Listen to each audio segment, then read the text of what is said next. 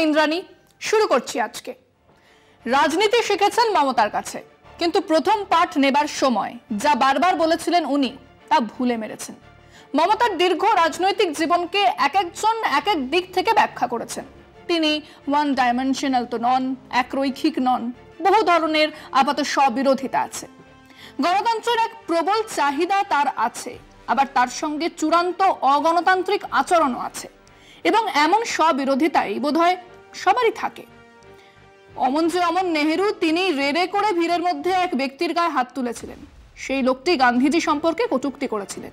উপস্থিত মানুষজন নেহেরুকে সরিয়ে নিয়ে যান, কিন্তু আদতে নেহেরু রকচটা ছিলেন না, ভীষণ ঠান্ডা মাথার মানুষ ছিলেন। তো যে কথা বলছিলাম, রাজনীতির যে সবচেয়ে বড় পাঠ মমতা শিখেছেন, প্র্যাকটিস করেছেন, তা হলো ধৈর্য, লেগে থাকা। অন্যান্য নেতারা যখন হাল ছেড়ে দেবার কথা ভাবছেন, তিনি তখনও আরো বেশি করে সেটাই করেছেন, যা তাকে বহু পরে ডিভিডেন্ড দিয়েছে।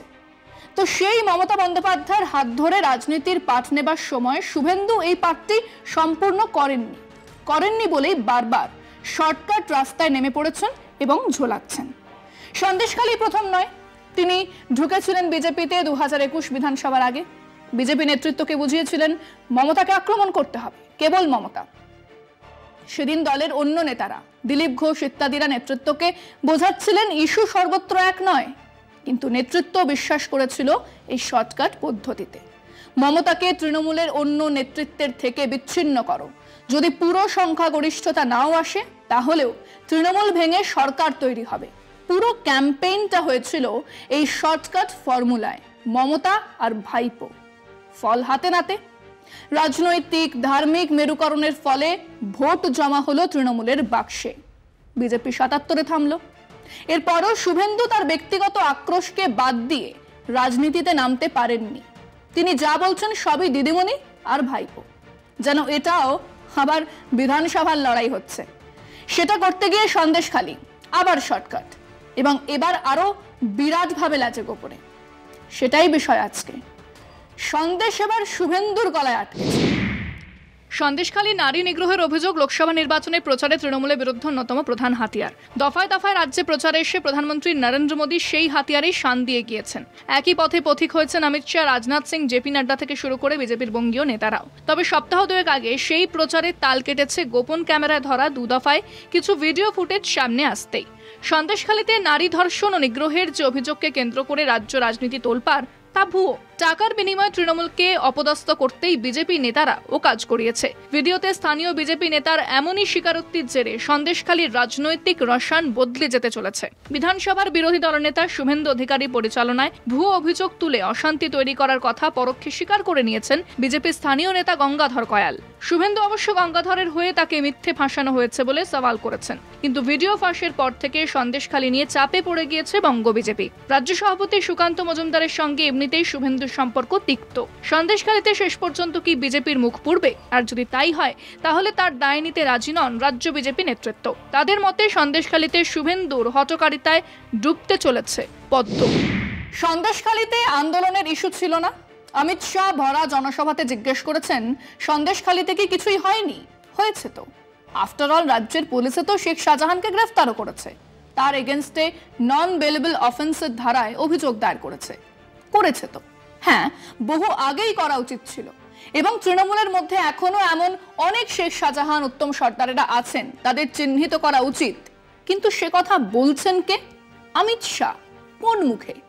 যারা ওই ব্রিজভূষণ সিং এর ছেলেকে টিকিট দেন, যারা প্রজ্জ্বল রেওয়ান্নার মাথায় হাত রাখেন, তারা জিজ্ঞেস করছেন সন্দেশখালীতে কিছু হয়েছে কিনা। আচ্ছা, এই স্টিং অপারেশন তো অনেক দিন হয়ে গেছে, তার ভিডিও, তারপরে আরো বেশ কটা ভিডিও বাজারে হাজির। একবারও আমাদের অমিত শাহ বা নরেন্দ্র মোদীকে দেখছেন তার বিরোধিতা করতে পারছেন না বলেই বলছেন কিছুই কি হয়নি। আসলে শুভেন্দু যে ডুবিয়েছেন তা আবার তারা বুঝে গেছেন, কিন্তু এখন কোর্স কারেকশনেরও তো সময় নেই। লাগাতার ওই জমি কেড়ে নেওয়া, জোর করে নোনা জল ঢুকিয়ে ভেড়ি তৈরি করা ইত্যাদি অভিযোগগুলো নিয়ে মাঠে নামলে ফল হতো বই কি, কিন্তু মাথাপিছু 2000 টাকা মদের খরচ আর অস্ত্র শস্ত্র জুগিয়ে যে শর্টকাট প্রসেসে শুভেন্দু অধিকারী দলকে নিয়ে গেলেন তা ব্যাকফায়ার করেছেও। এখন সবটাই প্রশ্নের মুখে। সারা দেশের মানুষ জেনে গেছেন যে সন্দেশখালীর গণধর্ষণ ইত্যাদির অভিযোগ আসলে বানানো, টাকা দিয়ে বানানো। তৃণমূল নিশ্চিত তার ফায়দা নেবে, নিচ্ছ। শুভেন্দু অধৈর্য হয়ে শর্টকাট পদ্ধতিতে এক রোমহর্ষক ন্যারেটিভ তৈরি করতে গিয়ে দলকে ডুবিয়েছেন, নিজেও ডুবেছেন। আমরা আমাদের দর্শকদের জিজ্ঞাসা করেছিলাম যে সন্দেশখালীর ঘটনা কি বিজেপির ক্ষেত্রে ব্যাকফায়ার করলো, আর সেটার জন্য কি শুভেন্দু অধিকারীই দায়ী? শুনুন কি বলেছেন মানুষজন। ভুল, পুরো ঘটনাটাই ওরা সাজিয়ে দিয়ে মিথ্যে অপবাদ দিয়ে দিয়েছে তৃণমূল কংগ্রেসের নামে। যে মেয়েদেরকে টাকা দিয়ে সাজিয়ে যে ওরা যে মিথ্যায় অভিনয় করছিল, এর জন্য সম্পূর্ণ তো শুভেন্দু অধিকারী দায়ী। শুভেন্দুর পরিকল্পিত এটা ভাবে এটা তৈরি করেছিল এবং অবশ্যই পরে মানুষ এটা বুঝতে পেরে তারা তাদের মত চেঞ্জ করতে চলেছে। শুভেন্দু এই সমস্ত মহিলাদের 2000 টাকা করে দিয়েছে আর এই খেলাটা খেলেছে। বিজেপি আছে উনি আছে ওনার মতন এ করে সাজিয়ে টিএমসিকে সরানোর জন্য এসব করছে। সন্দেশখালী কিছুই ঘটেনি, আমার ননদের বাড়ি ওইখানে। যে সাজানো জিনিসগুলো সন্দেশখালীতে হয়েছিল মা বোনেদেরকে নিয়ে, যে কতটা মিথ্যে আর কতটা নিচে নেমে গেছে বিজেপি, এর থেকে বোঝা যাচ্ছে। জাতীয় ইস্যু করার জন্য অনেকদিন ধরে চেষ্টা করছিল, কিন্তু এখন সেটা উল্টো পড়ে গেছে। কিন্তু যদি বিজেপির রেজাল্ট খারাপ হয়, শুভেন্দু অধিকারীর বিজেপির ভবিষ্যৎ যে কী হবে সেটা শুভেন্দু নিজেও জানে না। শুধু শুভেন্দু না, ব্যক্তি শুভেন্দু তো ব্যাপার নেই, এখানে বিজেপি দলটাই পুরো দায়ী। মা বোনদের সম্মান নিয়ে যে খেলা হয়েছে সেটা তো সবার সামনে চলে এসছে। সভাপতি তিনি নিজেও স্বীকার করেছেন যে এটা শুভেন্দু অধিকারীর সাজানো ঘটনা, অতএব শুভেন্দু অধিকারী ব্যাকফুটে যাবেই, তো এটা বিজেপির সাজানো ঘটনাই। আইন আমলে আছে, এটা আইনি ব্যবস্থা নেবে। আগামী দিনে ভবিষ্যতে বোঝা যাবে এই ব্যাপারটা কি সত্যি কি মিথ্যে। তবে প্রকৃত ঘটনা আমরা জানি, এটা প্রকৃত সত্যি ঘটনা। ওখানে শুভেন্দু অধিকারী আসার জন্য এই ঘটনাগুলো তুলে ধরেছেন। সন্দেশখালীর ঘটনাটা যে সাজানো সেটা তো প্রমাণিত, তা যতটা বিজেপি ফ্রন্ট ফুটে ছিল সেটা এই ঘটনাটা প্রমাণিত হওয়ার পর ব্যাকফুটে চলে গেছে। এর আগে বসিরহাটেও এই ধরনের ঘটনা ঘটেছে। আমার নিজের ব্যক্তিগত অভিজ্ঞতা আছে যে মহিলাদের সাজানো হয়, শ্লীলতাহানির নাটক তৈরি করা হয়। আমি নিজের ব্যক্তিগত অভিজ্ঞতা সাফারার একজন। শুভেন্দুরই চক্রান্ত, কারণ ও তৃণমূলকে কিভাবে দোষারোপ করা যায় সেইভাবে ও লেগে আছে। যেটা বিজেপির চক্রান্ত এবং শুভেন্দু অধিকারী এই চক্রান্তের সাথে পুরোপুরি দায়ী। শুভেন্দু অধিকারী চক্রান্ত এবং সন্দেশখালীটার ভোটটা যাতে বিজেপি পায় সেই জন্যই বিজেপি লোকজনদের এইভাবে পয়সা দিয়ে বলুন বা ভুল বুঝিয়ে। বিজেপি যতটা আগিয়ে ছিল শুভেন্দু অধিকারীর কথায় ততটা পিছিয়ে গেল, আর বাদবাকিটা বুঝবে রেজাল্টের পরে। বিজেপি এইগুলো সবাইকে জানাচ্ছে ভোটটা পাওয়ার জন্য, আর কিছুই না। ঘটনা যেটা সাজানো ঘটনা, সেটা আজকে শুভেন্দু অধিকারী প্রমাণ করে দিল যে আবার সে রাজনৈতিক চাপানোতর করতে গিয়ে নিজের জিনিস নিজের কাছেই বুমেরাং হয়ে ফিরে এসেছে। কিন্তু সবটাই মিথ্যা, এটা ব্যাপার, এটা বিষয় না। আর আমি তো আগেই বলেছি যে শাক দিয়ে কোনোদিন মাছ ঢাকা যায় না, এটাই তার উজ্জ্বল দৃষ্টান্ত। বাংলার মা বোনেদের সন্দেশখালীতে যেভাবে 2000 টাকায় সম্মান তারা বিক্রি করিয়েছে, সেই জন্য বলি কুমেন্দু অধিকার।